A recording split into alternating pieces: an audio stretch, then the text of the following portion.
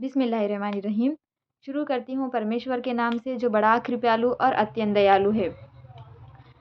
अ, पिछले मेरे कई वीडियोस में ये कमेंट्स आए हैं कि इस्लाम मतलब हलाला के ताल्लुक़ से मैंने अपने कमेंट्स में देखा है कि बहुत लोग इसके लिए भी फिर मिसगाइड हैं। इसके लिए भी फिर बहुत सारी मिसअंडरस्टैंडिंग्स फैली हुई हैं। इसके नाम पर भी बहुत सारे लोग इस्लाम से नफ़रत करते हैं। तो जैसा मैं कोशिश कर रही हूँ, मैंने काफ़िर शब्द का जो लोग गलत समझते थे और फिर एक्चुअल उसकी मीनिंग क्या है वो बताया है। फिर पहले की वीडियो में मैंने जिहाद के बारे में भी सही इन्फॉर्मेशन देने की कोशिश की है। तो ये जो शब्द हलाला है, इसके बारे में आज मैं अपनी ज्ञान द्वारा छोटी-सी कोशिश करूँगी। सबसे पहले ये है कि मैरिज को इस्लाम में एक एग्रीमेंट बताया गया है। ये एक एग्रीमेंट है 2 पार्टीज़ के दरमियान, जिस तरह हमारा बिज़नेस में एग्रीमेंट होता है, हम जैसे बिज़नेस पार्टनर होता है, तो उसी तरह ये लाइफ़ पार्टनर है। अब अगर हमने बिज़नेस के टाइम पे हम अपने बिज़नेस पे कई लाखों, कई करोड़ों, कई रुपया पैसा लगा देते हैं और पार्टनरशिप में बिज़नेस स्टार्ट कर देते हैं। लेकिन 1 साल, 2 साल कुछ वक़्त के बाद अगर हमें हमारे पार्टनर से हम कैपेबल नहीं हो सके, ज़रूरी नहीं है कि ये पार्टनर ए या पार्टनर बी दोनों दोनों में 2 भी बुरे हों या दोनों में से कोई एक बुरा हो। हो सकता है कि वो दोनों अपनी-अपनी जगह अच्छे इंसान हों, भले इंसान हों, लेकिन उन दोनों की आपस में नहीं बन रही हो। तो वो टाइम पे जितना हमारा पैसों का नुकसान हो गया, मतलब हमने इतने सारे पैसे बिज़नेस पे लगाए थे, तो अब तक जितना हमारा लॉस हो गया सो हो गया, लेकिन आगे और लॉस को बचाने के लिए और नुकसान से हम बचने के लिए हम ये करते हैं कि अभी जो हमारे बीच में जो फ्रेंडशिप, जो दोस्ती है, उसको ऐसे ही रहने देते हैं, इस बिज़नेस को हम ख़त्म कर देते हैं, ठीक है, फिर तुम कहीं और, हम कहीं और, ये होता है। अब अगर हम देखें अपनी लाइफ में, तो ये हमारा जीवन मैं समझती हूँ कि जीवन से महत्वपूर्ण चीज़ कोई और है ही नहीं। तो इतनी महत्वपूर्ण चीज़ में जब हम लाइफ पार्टनर कहते हैं किसी को, लाइफ पार्टनर कहते हैं, पहले तो हम ये इसलिए कोई एक इंसान मैरिज करता है कि पूरा जीवन इसी के साथ जीना है, ये लाइफ पार्टनर है और हर सुख-दुःख का साथी है। इस चीज़ को दिमाग में रख लेके शायद निकाह या फिर मैरिज हो जाती है। मैरिज होने के कुछ सालों बाद, कुछ वक़्त बाद, अब चाहे वो कुछ भी हो, कुछ दिन हो, कुछ महीने हो, कुछ साल हो या फिर चाहे कितना भी वक़्त हो, कुछ वक़्त बाद अगर इन दोनों की आपस में नहीं बनती है, हो सकता है कि ये गलत हो या फिर हो सकता है ये गलत हो या फिर हो सकता है ये दोनों ही अपनी-अपनी जगह गलत हो या फिर ये भी हो सकता है कि दोनों हैं तो सही, दोनों हैं तो अच्छे इंसान, लेकिन एक-दूसरे के लिए वो मैच नहीं हो, वो परफेक्ट मैच नहीं हो, वो एक-दूसरे से सैटिस्फाई नहीं हो या फिर बहुत सारी रीज़न्स होती है। तो उस सिचुएशन में लास्ट स्टेप पे इस्लाम में डिवोर्स की जगह रखी है। डिवोर्स की परमिशन दी है, तलाक के बारे में कहा है। लेकिन इसके कुछ कंडीशंस हैं। सबसे पहले ये कि जब को अगर घर में कोई लड़ाई झगड़ा हो, तो सबसे पहले है कि वो जो 2 लाइफ पार्टनर्स हैं, जो हस्बैंड एंड वाइफ है, वो आपस में बैठ के सुलह कर लें, एक-दूसरे का मतलब पैचअप कर लें।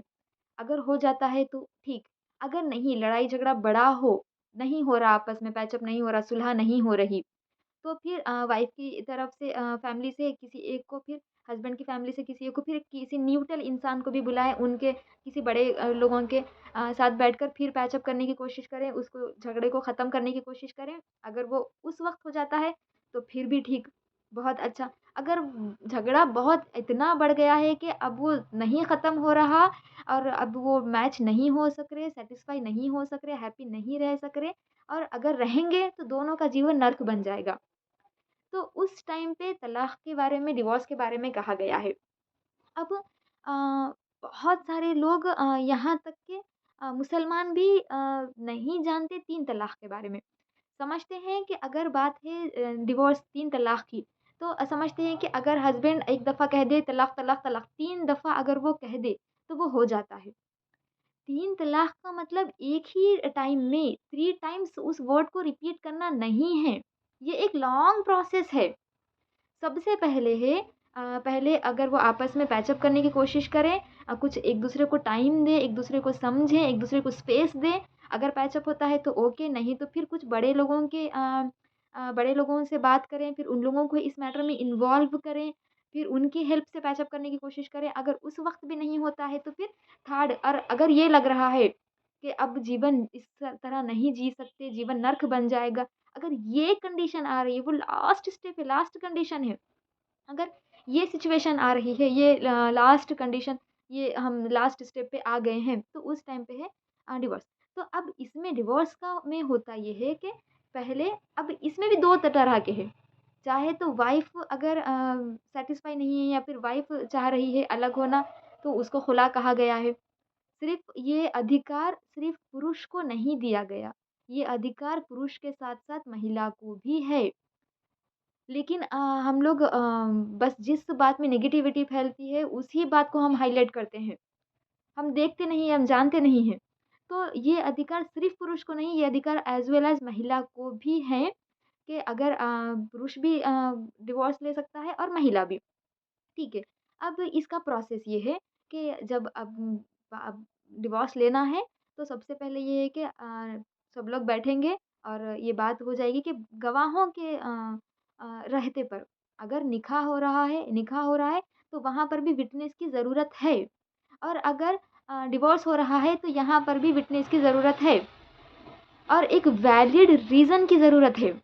तो फिर विटनेस को बुलाकर, फिर जब डिवोर्स हो गया, जब तलाक हो गई, तो उसके बाद 3 महीने का एक अप्रॉक्सिमेट टाइम, 3 महीने का प्रोसेस है, तलाक हो जाएगी। तो अब उसमें औरत को घर से निकालेंगे नहीं, औरत को हस्बैंड के घर में ही रखेंगे, हस्बैंड के साथ, हस्बैंड के घर में रहेगी वो। लेकिन वो लोग सेपरेट रहेंगे, एक ही घर में वो लोग सेपरेट रहेंगे। फिर अब उस 3 महीने की 3 मंथ्स की ड्यूरेशन में जब दोनों में से किसी एक को लग गया कि अभी हम पैचअप कर लेना चाहिए, हम लोग मिसअंडरस्टैंडिंग हो गई थी, या फिर अभी उनको रियलाइज़ हो गया उनकी गलती वो रियलाइज़ हो गया, तो फिर वो 3 मंथ में उनको ऑप्शन है, चांस है, अगर पैचअप करना चाह रहे हैं, तो वो कर सकते हैं। अगर 3 महीने हो गए लेकिन वो अपनी बात पर दोनों भी अड़े हुए हैं और दोनों में से कोई एक भी माफ़ी क्षमा चाहने के लिए राज़ी नहीं है, पैचअप करने के लिए राज़ी नहीं है, तो फिर अब दोनों सेपरेट हो जाएँगे। वो अपने अपने रास्ते और ये अपने रास्ते। उसके बाद पुरुष और महिला, आदमी और औरत दोनों भी दुनिया में जिससे चाहे शादी कर सकते हैं। ये आदमी जो है, वो दुनिया की किसी भी औरत से चाहे शादी कर सकता है, उस किसी भी औरत में ये औरत भी है। अब ये औरत दुनिया में किसी भी पुरुष से चाहे शादी कर सकती है, उस किसी भी पुरुष में ये उसका एक्स हस्बैंड भी इंक्लूड है। ये हो गया। अब सेकंड टाइम इन्होंने फिर इस औरत ने उसने अपने एक्स हस्बैंड से शादी कर ली, मैरिज हो गई। फिर इस पे नया मेहर, नया विटनेस, नया निकाह हो जाएगा। फिर कुछ टाइम लाइफ़ ऐसे ही चली, फिर एक लड़ाई-झगड़ा हुआ। अब इसमें फिर शुरू से प्रोसेस, पहले पैचअप करने की कोशिश करें, नहीं होता, फिर किसी बड़े को बुलाएँ, उनसे भी नहीं हो रहा, फिर बात अगर डिवोर्स तक आ गई है, तो फिर डिवोर्स दें, फिर 3 मंथ्स का ये ड्यूरेशन होगा। अब उस ड्यूरेशन में फिर पैचअप करने की कोशिश करें, वो वहीं रहेगी, इज़्ज़त के साथ रहेगी, पूरी रिस्पेक्ट के साथ औरत उस घर में रहेगी। उसको बिल्कुल भी किसी भी तरह से हरासमेंट नहीं किया जाएगा, मारा-पीटा नहीं जाएगा। तो ये सेकंड सेकंड टाइम पे। अब फिर अब वो 3 मंथ्स भी हो गए, पैचअप नहीं हुआ, तो फिर ये अपने रास्ते, वो अपने रास्ते। अब फर्स्ट टाइम तो निकाह हुआ, सेकंड टाइम हुआ, अब ये थर्ड टाइम में सॉरी, ये सेकंड टाइम में जब फर्स्ट टाइम डिवोर्स हुआ, फिर इनका निकाह हो गया, फिर सेकंड टाइम जब डिवोर्स हुआ, अब मैरिज की बात है। सेकंड टाइम के मैरिज में फिर ये महिला, ये औरत या फिर ये आदमी इस दुनिया में जिससे भी चाहे शादी कर सकते हैं, उसमें ये दोनों एक-दूसरे से इंक्लूड हैं। मतलब ये महिला जिस पुरुष से चाहे शादी कर सकती है, इवन अपने एक्स हस्बैंड से भी चाहे तो शादी कर सकती है। अब फिर मैरिज हो गई। फर्स्ट टाइम डिवोर्स हो गया, वो लोग अलग हो गए, फिर सेकंड टाइम वो लोग आए, फिर पैचअप हुआ तो कुछ दिन रहे, फिर डिवोर्स हो गया, अलग हो गए, फिर थर्ड टाइम मैरिज हुई। थर्ड टाइम मैरिज के बाद अगर फिर कुछ वक़्त के बाद अगर आप अगर हम देखें तो दुनिया में, पूरी दुनिया की बात कर रही हूँ मैं, दुनिया में ऐसा केस अब तक तो कहीं पर भी सुनाई नहीं दिया, कहीं पर भी नहीं पता चला कि किसी ने इतना सब ये प्रोसेस हुआ हो और थर्ड टाइम फिर डिवोर्स हुई हो। ऐसा तो मैक्सिमम अभी तक नहीं हुआ है। लेकिन फिर भी थर्ड टाइम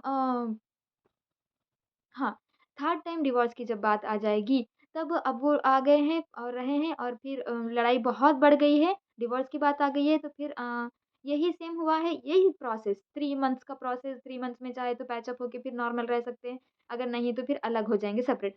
अब जब 3 बार ऐसा हो गया है, 3 बार भी पैचअप हुआ, फिर डिवोर्स हुआ, पैचअप हुआ, फिर डिवोर्स हुआ, अब तो शादी बच्चे गुड़ा-गुड़ी का खेल है नहीं। तो अब इसमें कंडीशन ये होगी कि अब ये दोनों एक-दूसरे से फिर रीमैरिज नहीं कर सकेंगे। तीसरी टाइम में, थर्ड टाइम पे ये दोनों एक-दूसरे से मैरिज नहीं कर सकेंगे। हाँ, दुनिया में जिस चीज़ से भी चाहो मैरिज कर लो, एक्सेप्ट ईच अदर। इन दोनों के आप ये एक-दूसरे के अलावा दुनिया में जिससे चाहे शादी कर सकते हैं। अब इस तीसरी बारी में इस महिला ने फिर किसी और व्यक्ति से शादी कर ली है। इस कॉन्सेप्ट के साथ कि मैं इसके साथ बहुत अच्छे से जीवन समर्पित करूँगी या फिर जीवन में इसके साथ बहुत अच्छा लाइफ़स्टाइल में लाइफ़ इसके साथ मैं जीऊँगी। हाँ, इसके साथ उन्होंने उससे मैरिज कर ली है और विटनेस को रखते हुए गवाहों को रखते हुए अगर साक्षी मतलब जो विटनेस होता है उसको रखते हुए उन्होंने मैरिज कर ली।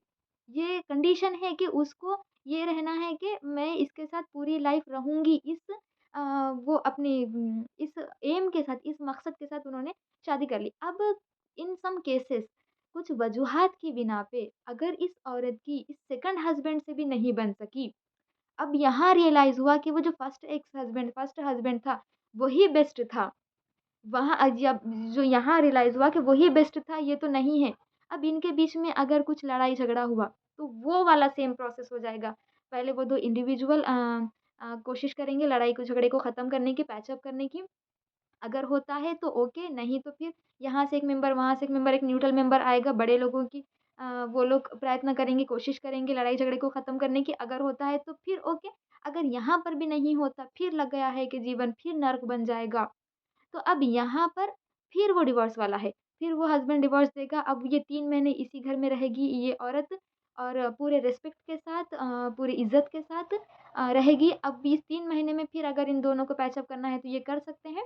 अगर पैच अप नहीं करना है तो फिर ये औरत यहाँ से चली जाएगी, 2 लोग अलग हो जाएँगे।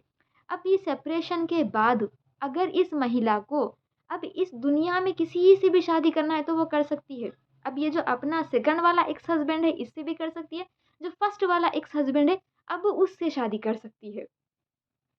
अब यहाँ पर हलाले को लोग ये समझते हैं कि जब फर्स्ट हस्बैंड से 3 तलाक हो गई, मतलब सबसे पहले 3 तलाक को तो ये समझा जाता है कि एक ही बार में 3 टाइम्स इस वर्ड को रिपीट कर देना। ये नहीं है। ये 3 टाइम का अलग-अलग प्रोसेस है, first thing. And second thing ये कि अब समझा जाता है कि हलाल अब ठीक है इससे 3 तलाक हो गई, तो एक एग्रीमेंट पे शादी हो जाएगी कि मैं तुमसे निकाह करने के बाद, तुम्हारे साथ एक टाइम स्पेंड करने के बाद फिर तुमसे डिवोर्स लूँगी क्योंकि मुझे उस हस्बैंड के पास वापस जाना है। तो ये बहुत ही गलत है, इसको बहुत ही ज़्यादा बुरा माना गया है। इसके लिए अब मैं किस शब्द का उपयोग करूँ मुझे समझ नहीं आ रहा, लेकिन ये नहीं माना गया है। ये हलाला नहीं है। किसी एग्रीमेंट पे कि मैं तुमसे शादी करूँगी, फिर एक वक़्त तुम्हारे साथ स्पेंड करके फिर मैं अपने एक्स हस्बैंड के पास जाऊँगी, इस तरह से नहीं होता। जब सेकंड पर्सन से शादी करनी है, तो उस माइंडसेट के साथ करनी है कि उसके साथ लाइफ़ स्पेंड करनी है, उसके साथ नॉर्मल जीवन जीना है। अब इस माइंडसेट के साथ करने के बाद भी अगर उस हस्बैंड से सेकंड हस्बैंड से नहीं बन रही और अब फ़ील हुआ, अब रियलाइज़ हुआ कि फर्स्ट हस्बैंड ही ठीक था, तब फिर इससे डिवोर्स लेके उसके पास जा सकती है। लेकिन एक एग्रीमेंट पे शादी नहीं। इस चीज़ को यहाँ पर कुरान शरीफ ने इस चीज़ को नहीं बताया। मतलब ये नहीं कहा है कि एग्रीमेंट पे शादी करो। ये नहीं कहा है कि एग्रीमेंट पे शादी करो। हाँ, अगर तुमने 3 दफ़ा एक हस्बैंड से डिवोर्स हो गया, 3 दफ़ा वो 3 टाइम वो पूरा प्रोसेस हुआ, फिर डिवोर्स हुई, फिर सेकंड टाइम फिर पूरा प्रोसेस हुआ, डिवोर्स हुई, फिर थर्ड टाइम फिर पूरा प्रोसेस हुआ, फिर डिवोर्स हुआ। अब कैसे पैचअप होगा? अब मज़ाक थोड़ी ना है, बार-बार पैचअप हो रहा है, पैचअप, डिवोर्स, ये नहीं। तो इस चीज़ को अवॉइड करने के लिए अब तुम्हें इसके साथ तुम शादी नहीं कर सकती। अब अगर चाहो तो किसी और से कर लो। अब इसके साथ सेकंड पर्सन से शादी करने के बाद तुम्हें अगर यहाँ पर ठीक नहीं फ़ील हो रहा, अगर यहाँ पर तुम्हारा जीवन तुम नहीं जी सक रही, तब इससे तुम डिवोर्स लेने के बाद अगर अब फर्स्ट हस्बैंड के पास जाना है, तो जा सकती हो। लेकिन इस कॉन्सेप्ट के साथ, इस माइंडसेट के साथ शादी नहीं करना है कि मैं इससे एक एग्रीमेंट पे शादी करूँगी और एक वक़्त के बाद 1 दिन, 2 दिन, 3 दिन, 5 दिन, 10 दिन, 1 महीने के बाद इससे डिवोर्स लेके फिर फर्स्ट हस्बैंड के साथ जाऊँगी, तो वो एक तो मैरिज होगी नहीं और दूसरा जो है सो वो उस कॉन्ट्रैक्ट बेस्ड मैरिज को इस्लाम में बहुत गलत कहा गया है। अब उसको हलाला नहीं कहते, उसको हलाला नहीं कहते। हलाला कहते हैं अगर आपने इसके साथ पूरे फर्स्ट हस्बैंड के साथ पूरे 3 बार 3 टाइम्स पूरे प्रोसेस से डिवोर्स हो चुकी है, तो अभी आपको सेकंड पर्सन के साथ अब इसको छोड़ के दुनिया में किसी से भी शादी कर सकती हो।